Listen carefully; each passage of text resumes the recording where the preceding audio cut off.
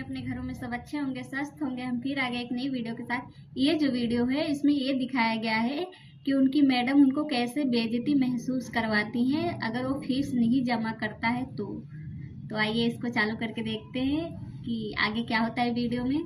बाकी वीडियो में बने रहिएगा। So today's thought is जिनने भी फीस नहीं भरी है वो अपनी फीस भरे। हाँ, हमारे स्कूल में जिन भी बच्चों की फीस नहीं भरी होती थी उनकी सामूहिक बेइज्जती होती थी। और उससे भी ज्यादा दर्द की बात यह है कि वो जो बच्चा थॉट पढ़ रहा है उसने भी फीस नहीं भरी है। स्कूल वालों ने इंटेंशनली उसको वो थॉट दिया था ताकि ऐसे तुम्हें लग सकता है कि जो बच्चा मतलब सबके सामने बोल रहा हो और उसी बच्चे से बुलवा भी रहे हैं जिसने फीस नहीं भरा है। बेचारे को बोलते हुए भी यही लग रहा होगा कि मैं उस इंसान को तो बोल रहा हूँ कि उसने फीस नहीं जमा किया है, जबकि मैं भी तो फीस नहीं जमा किया था, फिर मुझसे मैडम क्यों बुलवा रही है। उसके दिमाग में यही चल रहा होगा कि फीस उसने भी जमा नहीं किया, मैंने भी नहीं किया, पर मैडम मुझे से क्यों स्पीच दिलवा रही है सबको, जबकि उससे भी तो दिलवा सकती थी जो फीस जमा कर चुका है। पर बच्चा अभी जो पढ़ रहा है वो भी बेइज्जती महसूस कर रहा है और जो नहीं भी भरा है वो भी बेइज्जती महसूस कर रहा होगा कि काश मेरे मम्मी पापा फीस दे देते तो आज मुझे इतने बच्चों में शर्मिंदगी ना उठाना पड़ता। कि उसकी अंतरात्मा भी बेइज्जत फील करे। उस दिन हम सब बच्चों को असेंबली में 2 घंटे तक खड़ा रखा था क्योंकि हमारी प्रिंसिपल मैडम ने दिन रात मेहनत करके कोई सा तो नारी शक्ति का अवार्ड खरीद लिया था। लास्ट 2 पेटी बोल रहे हैं लोग। बाप रे, 2 किसको बोलते आपको पता भी है? 2 में तो नहीं। हाँ। लेकिन मैडम आप मानोगे नहीं, आपके पहले जितने लोग आए उनको मैंने 4 पेटी से कम में दिया नहीं किसी। चलो उठा लो इसको। अरे उसको नहीं, लाश को। ठीक है। मैम आपको दिख रहा है ना सामने का राम नाम।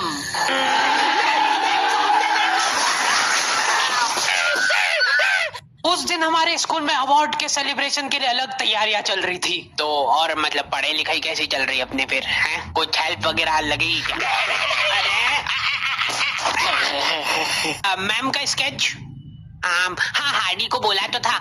मैं स्कूल में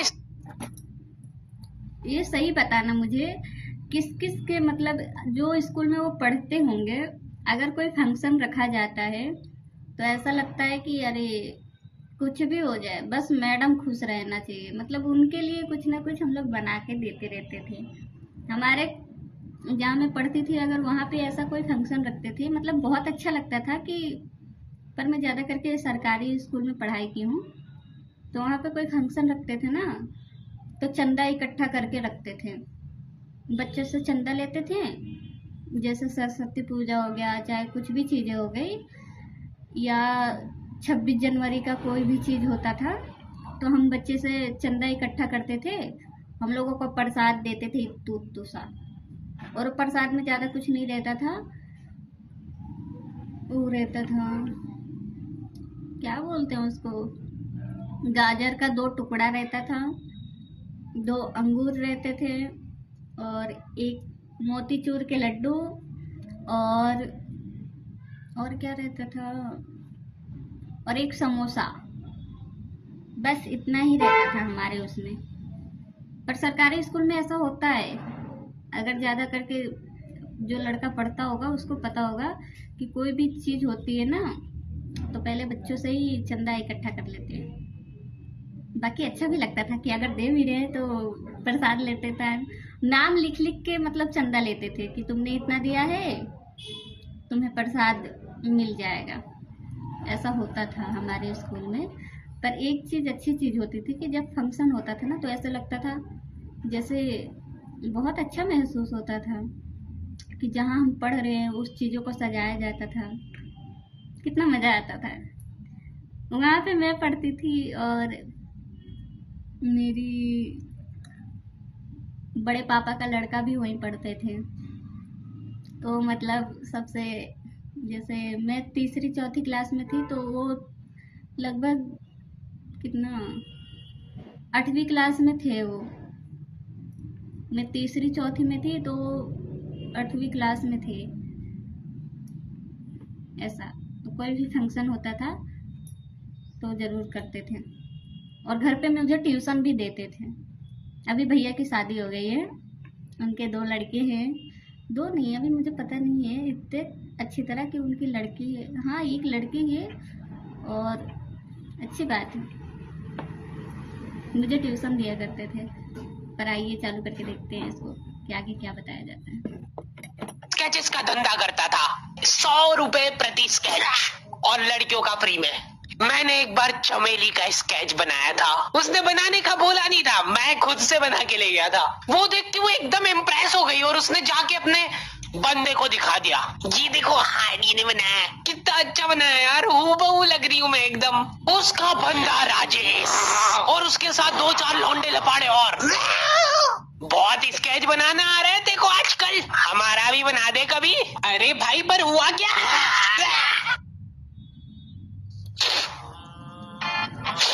मैं रोते हुए एक ही चीज सोच रहा, अगर जो कोई स्कूल में पढ़ता है तो 2 चीज बहुत कॉमन है उसमें। पहली कि स्केच तो बनता ही बनता है, बनवाते ही रहते हैं। ज़्यादा करके स्केच में हम लोग ज़्यादा बनाते थे, घर बनाते थे, पेड़ बनाते थे, और उसको क्या कहते हैं, कुआं बनाते थे। मेरा फेवरेट है कुआं, मैं कुआं बनाती थी ऐसे, मतलब पूरे अच्छी तरह गोल का कुआं रहता था, उसके ऊपर से डंडी लगाते थे, उसमें बाल्टी लटकाते थे, बहुत मज़ा आता था पेंटिंग करने में। मेरा 3-4 चीज़ें फेवरेट है, एक घर बनाती हूँ और दूसरा पेड़, और तीसरा गली निकालती थी बीच में से, और अगल बगल झरने वो जरूर बनते थे मेरे से, और बीच में एक कुआं रहता था, उस पे एक आदमी को मतलब ऐसे करके उस पे पानी लेने के लिए उसको झुकाते थे हम लोग। ऐसे पेंटिंग में हमने बहुत बनाया है, ये चीज़ बहुत कॉमन होता है स्कूल में।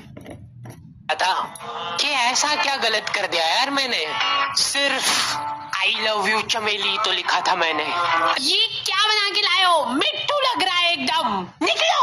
ड्राइंग वाली मैडम ने मेरे को प्रिंसिपल मैडम का स्केच बनाने का बोला था, और मैं अपनी जिंदगी का सबसे वाहियात स्केच बना के ले गया, क्योंकि फ्री में बनवा रहे थे मेरे से। मैम अब फ्री में तो ऐसा ही मिलेगा। असेंबली ग्राउंड में सारे कैदियों को हाइट वाइज खड़ा करा जाता था, और जो भी बच्चा प्रेयर के बीच में आंखें खोलता था या हिला डुली करता था, पसीना पोंछ रहा था वो बेचारा। प्रेयर खत्म होने के बाद हमारे आसपास लाशें पड़ी होती थी। असेंबली से क्लास तक का फासला बहुत कठिन होता था कुछ बच्चों के लिए। ओए रोक इधर, तेल क्यों नहीं डाला? सर वो मेरे घर पे जो कोई भी तेल लगा के नहीं आता था उसको घसीट के काल कोठरी में फेंक देते थे हम लोग, और वहीं पे 25 लीटर वाली सोयाबीन तेल की कैन उसके ऊपर ढोल देते थे। सर मैं कल डाल के बेचारे बच्चे फिर भी जैसे तैसे अपने क्लासरूम तक पहुंच रहे हैं, और वहां पे टीचर के आते पते ही नहीं है, उनकी अलग मीटिंगें चल रही है ऑफिस में।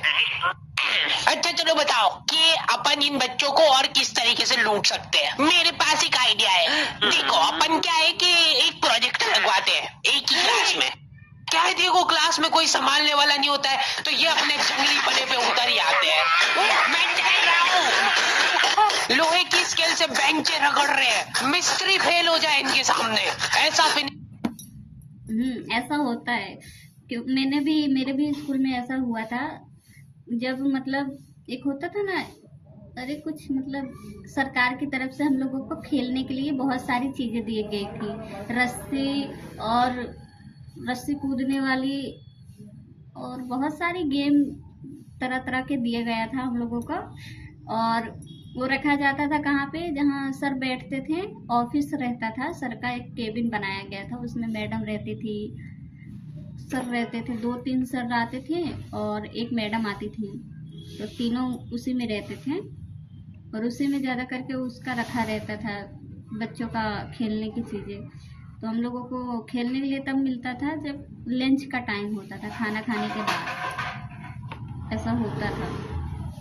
तो हम लोग डरते भी रहते थे कि शायद मैडम कुछ ना बोले कि इतना मतलब ले क्यों जा रही हो, पर नहीं बोलती थी वो, उनका केबिन में रखा रहता था। हम लोग जाते थे, अपना बस्ता वहाँ पे रख देते थे। लंच के टाइम में हम लोग बहुत करके ऐसे कहाँ बस्ता रखते थे, उनके ऑफिस में ही रखते थे हम लोग बस्ता अपना, क्योंकि सरकारी स्कूल में होता है ना कि अगर तुम्हारा लंच हो रहा है तो तुम बस्ता अपना वहाँ पे नहीं रख सकते हो जहाँ पे पहले तुम बैठे हुए थे, क्योंकि ऐसा होता है ना कि 1 बजता है तो फिर सरकारी स्कूल में खाना बंटना स्टार्ट होता है, तो भीड़ भाड़ में बस्ते पे किसी का पैर न पड़ जाए, इसलिए सब अपना अपना बस्ता उठा के केबिन में रख देते थे। ऐसा होता था। और हम लोग खाना खाने के बाद सीधा रस्सी निकालते थे, और इतना ज़्यादा कोई छुकित्ता खेल रहा है, छुकित्ता का मतलब होता है लंगड़ी वाला पैर, एक टांग पे कूदना, उस पर चिप्पी गिराते थे, पत्थरों का चिप्पी रहता था जिसको फेंक के उस पर एक पैर पे खड़ा होके घर बना के उसमें कूदते थे। ज़्यादा करके वही वाला खेलते थे, और कबड्डी भी खेलते थे बहुत लोग उसमें। मैं तो ज़्यादा करके रस्सी कूदती थी, मुझे सबसे अच्छा लगता था रस्सी कूदना, क्योंकि उसमें ये होता है ना कि अगर तुम्हारे पास रस्सी है तो अगर 2 लोग हैं तो 2 लोग एक बीच में खड़े इंसान को अगर उसके साथ एक और आ जाता है तो उसको भी वो कूदा सकता है। ऐसे ऐसे दोनों तरफ से रस्सी चलती थी, मैं बीच में रहती थी, तो मैं और भी मेरी 2-3 फ्रेंड रहती थी, वो भी हम लोग बीच में रह के कूदते थे और अगल बगल से रस्सी झूलती रहती थी। वो वाला मुझे बहुत ज़्यादा पसंद आता है खेलना। तो ऐसा होता था कि जब स्कूल में खेलने का टाइम आता था ना तो पूरा स्कूल हड़कंप मच जाता था, कोई कहीं खेल रहा है, पर ज़्यादा करके अलाउ नहीं रहता था कि जहाँ हम लोग पढ़ाई करते थे वहाँ खेलने का बिल्कुल मना था। हम लोग के लिए एक अलग सा ग्राउंड बना रहता था, हम लोग वहीं पे खेलते थे, अच्छा भी लगता था। टीचिंग वाला काम करते थे, लेकिन इनके जंगली पने यहीं पे खत्म नहीं हो रहे। 2 लौंडे उठे और उन्होंने उनकी बेंच उठा के खिड़की से बाहर फेंक दी। अब उनको देख के बाकी बच्चे भी क्लास का सारा सामान उठा के खिड़की से बाहर फेंक रहे। और क्यों कर रहे हैं ये सब, वो इनको खुद को नहीं पता है। मैम शायद बाहर छोड़ो, इधर ध्यान दो ना आप। तो अपन ये जो प्रोजेक्टर लगवाएंगे इसको अपन नाम देंगे स्मार्ट क्लास, और उसकी अपन लेंगे अलग से फीस, ठीक है? पर कभी किसी बच्चे ने नहीं दी तो, अरे भूषण जी फीस पेरेंट्स देते हैं, बच्चे नहीं।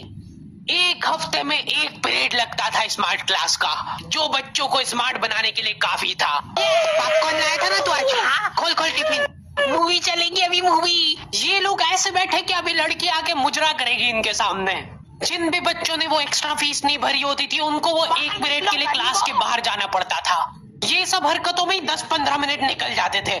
उसके बाद टीचर आके जैसे ही प्रोजेक्टर चालू कर रही है उसकी आधी स्क्रीन जने का सीलिंग पे ही चढ़ रही है, तो अब उस स्क्रीन को फिक्स करने के लिए एक एक्सपर्ट आदमी को बुलाया जाता है। हाँ सही सोच रहे हो, भूषण।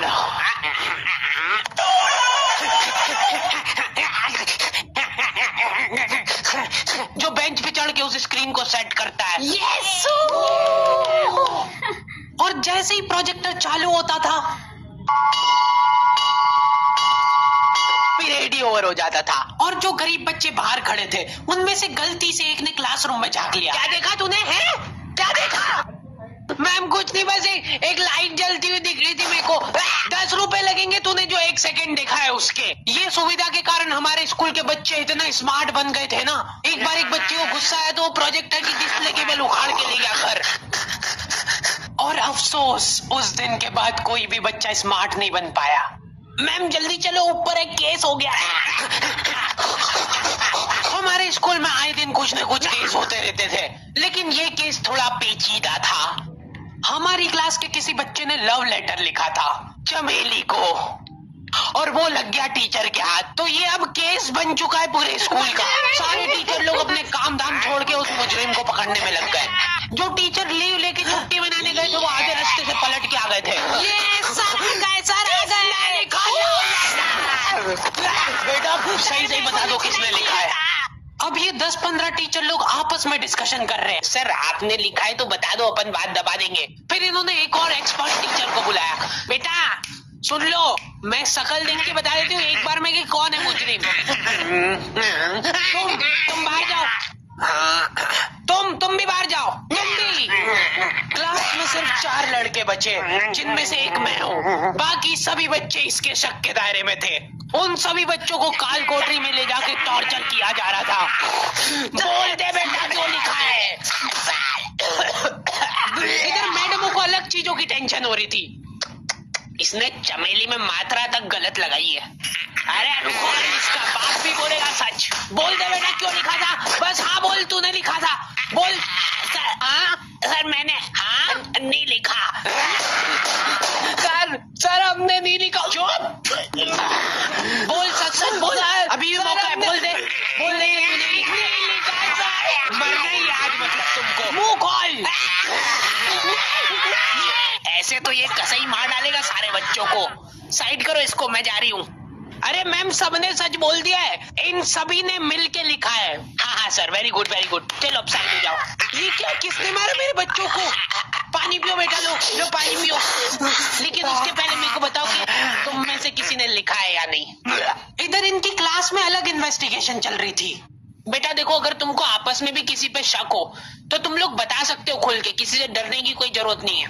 इतने में राजेश उठ के बोल रहा है, मैम मेरे को हार्डी पे शक है।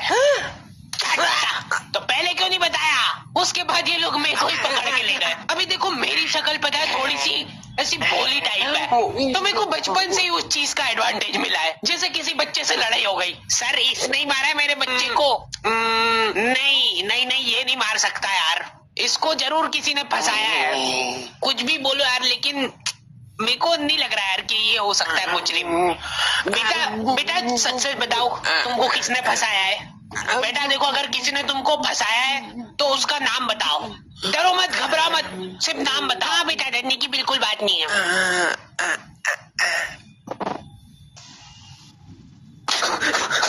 राजेश कौन है। आई होप आप लोगों को ये वीडियो अच्छी लगी होगी। बाकी अच्छी चीज़ें दिखाई गई है। स्कूल में ऐसी चीज़ें होती है, ज़्यादा करके देखोगे तो नोटिस करने वाली चीज़ें रहती है, पर तभी हम लोगों को उतना समझ में नहीं रहता है। और ये चीज़ तब समझ में आता है ना जब हम अपनी ज़िंदगी में बहुत ज़्यादा ही आगे चले जाते हैं, जहाँ से बचपन तो नहीं लौट के आता है, पर ये है कि बचपन की यादें फिर से याद कर सकते हो। ऐसी वीडियो बनी है यूट्यूब पे, अगर तुम सर्च करोगे तो तुम ज़रूर अच्छा महसूस करोगे। तो स्वस्थ रहो, मस्त रहो अपने घर में,